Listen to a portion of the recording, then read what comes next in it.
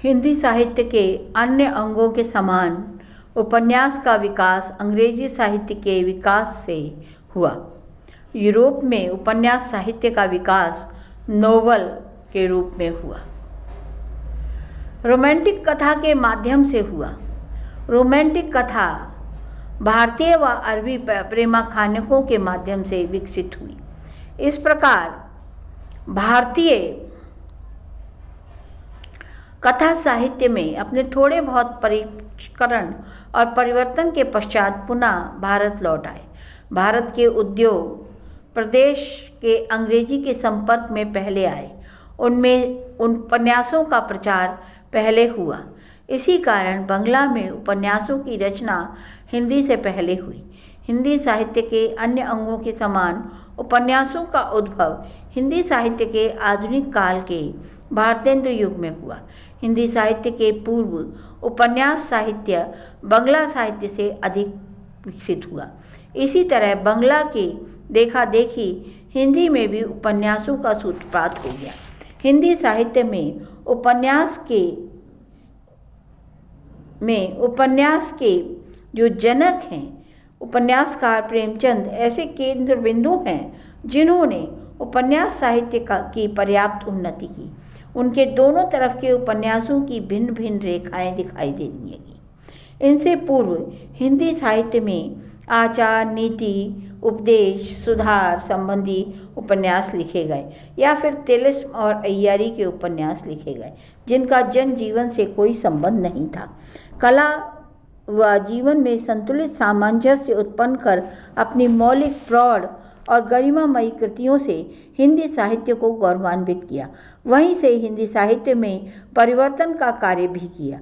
प्रेमचंद के अंतिम दिनों में उपन्यास साहित्य मनोवैज्ञानिक, यथार्थवादी, कुंठावादी, प्रकृतिवादी आदि प्रवृत्तियों से युक्त हुआ। विषय वस्तु एवं लक्ष्य की दृष्टि से उपन्यास साहित्य को 3 धाराओं में विभाजित किया जा सकता है। पूर्व प्रेमचंद युग। भारतेंदु ने हिंदी साहित्य के सभी अंगों की अभिवृद्धि के लिए महत्वपूर्ण योगदान दिया। उन्होंने एक उपन्यास लिखना प्रारंभ तो किया परंतु वह पूर्ण नहीं हुआ। इसके बाद भारतेंदु ने पूर्ण प्रकाश चंद्रप्रभा उपन्यास का अनुवाद किया। हिंदी का प्रथम मौलिक उपन्यास लाला श्रीनिवास दास द्वारा लिखित परीक्षा गुरु है। ये उपन्यास उपदेशात्मक प्रवृत्ति प्रधान उपन्यास है। लेखक ने इसकी भूमिका में स्वीकार किया है कि इस उपन्यास को लिखने में उन्हें महाभारत आदि फारसी से गुलिस्तानी अंग्रेजी के Lord Bacon, Goldsmith, William Cowper आदि स्त्रीबोध के रिसालों से विशेष सहायता मिली। ये साधारण उपन्यास है। इस काल में पौराणिक, प्रेम प्रधान व तिलस्मी व अय्यारी के कई उपन्यास लिखे गए। रत्नचंद का नूतन चरित्र, बालकृष्ण भट्ट का नूतन ब्रह्मचारी, 100 अजान एक सुजान और राधाकृष्ण दास का निस्सहाय हिंदू, राधाचरण गोस्वामी का विधवा विवाह, देवी प्रसाद शर्मा का विधवा विपत्ति, किशोरीदास गोस्वामी का लावण्य लता, कुसुम कुमारी, बाल मुकुंद का कामनी उल्लेखनीय उपन्यास है। किशोरीदास गोस्वामी, ब्रजनंदन सहाय, बलदेव प्रसाद मिश्र, कृष्ण प्रसाद सिंह आदि लेखकों ने ऐतिहासिक उपन्यास लिखे जिनमें इतिहास नाम मात्र का था। इस पर तिलस्मी उपन्यासों का प्रभाव है। ब्रजनंदन सहाय के लालचीन उपन्यास, लालचीन मिश्र बंधुओं का वीरमणि ऐतिहासिक उपन्यास व कला की दृष्टि से सफल कहा जा सकता है। लालचीन में गयासुद्दीन बलबन के एक गुलाम की कहानी है। वीरमणि में अलाउद्दीन खिलजी की चढ़ाई की काल्पनिक पृष्ठभूमि दी गई है।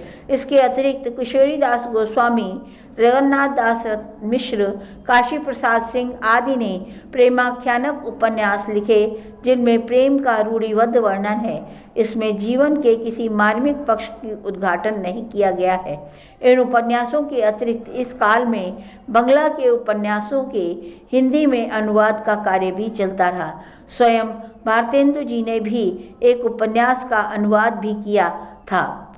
प्रताप नारायण मिश्र, राधाचरण गोस्वामी ने बंगला विजेता, दुर्गेश नंदिनी, कीर्ति प्रसाद ने इला, परमीला, जया मालती तथा रामचंद्र वर्मा ने चित्तौड़ चातकी आदि उपन्यासों का अनुवाद किया।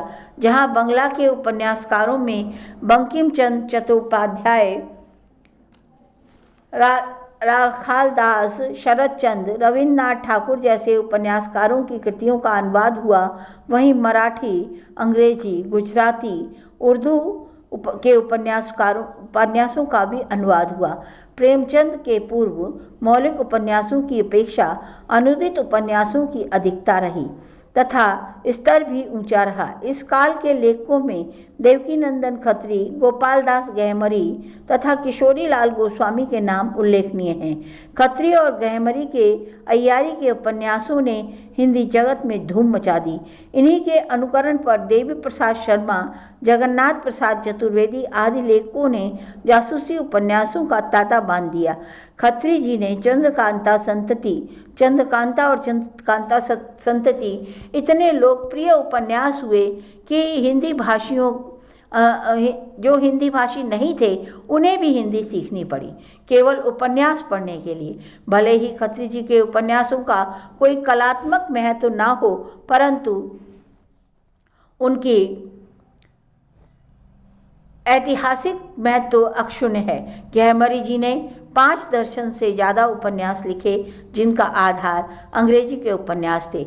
मुंशी प्रेमचंद का तथा जासूसी उपन्यास लेखकों में के कड़ी के बीच अध्यवसित हैं। अयोध्या सिंह उपाध्याय, लज्जा सिंह मेहता आदि के नाम भी लिए जा सकते हैं, जिन्होंने अनुवादों में अपना महत्वपूर्ण योगदान दिया।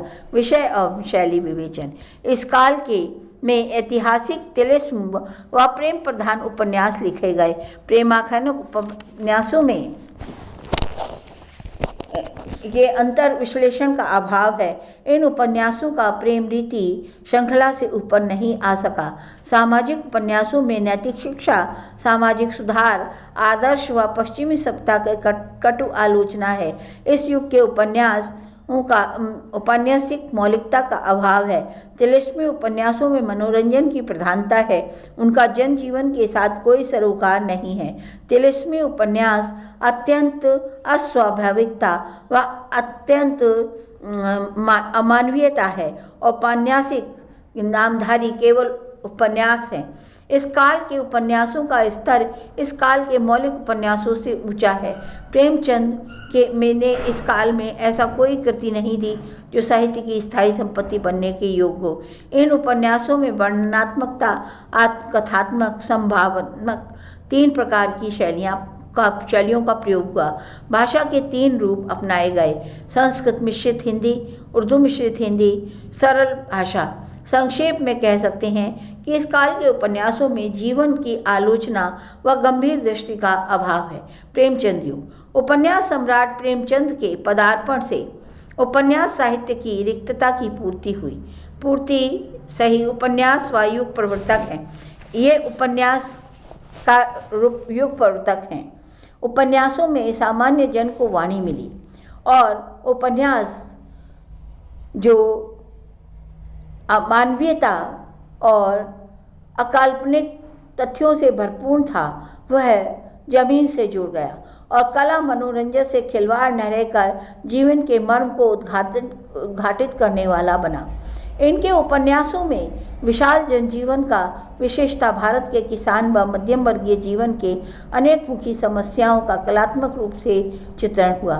उनके उपन्यासों की व्यापक पृष्ठभूमि हिंदी तो क्या, किसी भी भारतीय भाषा के उपन्यासकार में नहीं।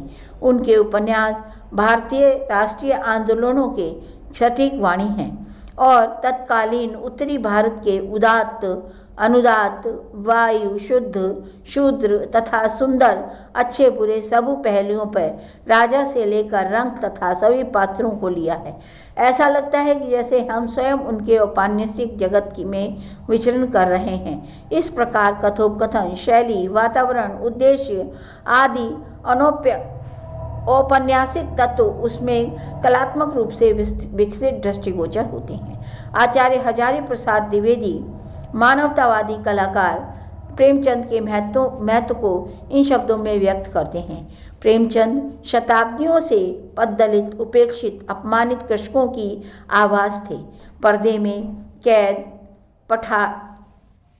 पद पर लांछित, असहाय नारी जाति की महिमा के जबरदस्त वकील थे। गरीबों, बेकारों के महत्व के प्रचारक थे।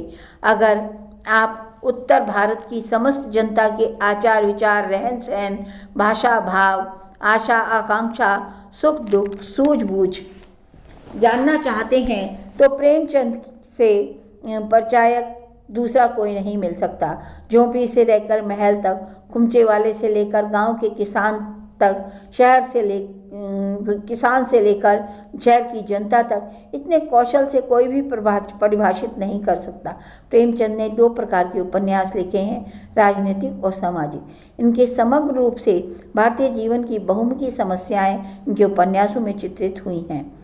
प्रेमा व वरदान उनके उन दिनों के उपन्यास हैं जब वो नवाब राय के नाम से उर्दू में लिखा करते थे। सेवा सदन उनका कलात्मक दृष्टि से लिखा गया उपन्यास है और अत्यंत प्रौढ़ उपन्यास है जिसमें मध्यम वर्ग के विडंबनामय जीवन का चित्रण हुआ है। प्रेमाश्रम ग्राम्य जीवन की समस्याओं का विशाल चित्रण है। सेवा सदन में वेश्याओं की समस्याएं हैं तो प्रेमाश्रम में किसानों की। भूमि उनका बड़ा उपन्यास है और जिसमें जनता की साम्राज्य विरोधी भावना है। प्रतिज्ञा की समस्या विधवा विवाह से संबंधित है। गवन में उन्होंने आभूषणों की लालसा को दर्शाया है। कायाकल्प उपन्यास परंपरा के विपरीत योगाभ्यास, पुनर्जन्म आदि से संबंधित है। ये उनका हल्का उपन्यास है। निर्मला में अनमेल विवाह और विमाता की समस्याओं का चित्रण किया गया है। गोदान में किसान व मजदूर के शोषण की कथा का चित्रण है। गोदान मुंशी प्रेमचंद का ही नहीं अपितु हिंदी साहित्य का श्रेष्ठतम उपन्यास है। हिंदी साहित्य का सर्वश्रेष्ठ माने जाने का गौरव इसे प्राप्त है। गोदान व निर्मला को छोड़कर बाकी सभी उपन्यासों में प्रेमचंद आदर्शोन्मुखी यथार्थवादी रहे हैं। वे समस्या को उठाकर कोई ना कोई गांधीवादी हल प्रस्तुत कर देते हैं, किंतु निर्मला व गोदान में वे एकदम यथार्थवादी हो गए हैं। कदाचित यहाँ पहुँचते पहुँचते गांधी दर्शन से उनकी आस्था उठ गई। इनमें केवल समस्याएं हैं, समाधान नहीं। गोदान का होरी दुख में पला, दुख में ही बड़ा हुआ है। उसकी अधूरी पीड़ाएं तत्कालीन किशोर पीड़ाएं हैं। गोदान सर्वथा यथार्थवादी उपन्यास है। कुछ आलोचकों ने प्रेम की विश्वव्यापकता, तलस्पर्शी दृष्टि और चरित्र चित्रण की सूक्ष्मता की मुक्त कंठ से प्रशंसा की है। गोदान उपन्यास ने उन्हें एक अलग कोटि का चित्रकार के रूप में सिद्ध कर दिया है। कुछ आलोचकों ने उन पर आक्षेप लगाया है कि इनमें नवोन्मेष शालिनी प्रतिभा अपेक्षाकृत कुछ कम है, किंतु ये पूर्वाग्रह के अलावा और कुछ नहीं। प्रेमचंद युग में अन्य अनेक प्रतिभाओं का उदय हुआ। जयशंकर प्रसाद का तितली, कंकाल, इरावती, विश्व पूजन सहाय का देहाती दुनिया, चतुरसेन शास्त्री का परख, हृदय की प्यास, वैशाली की नगर वधू, अमर अभिलाष इत्यादि कई उपन्यास थे। बेचन शर्मा उग्र का दिल्ली का दलाल, चंद हसीनों के खतूत और वृंदावन लाल वर्मा का मृगनयनी, गढ़कुंडार, विराटा की पद्मनी, रानी लक्ष्मीबाई, जैनेन्द्र का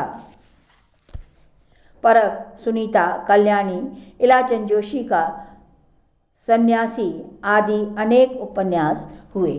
सो थैंक यू स्टूडेंट। अगले वीडियो में हम आपको प्रेमचंदोत्तर युग के उपन्यासों का वर्णन करेंगे। Thank you students.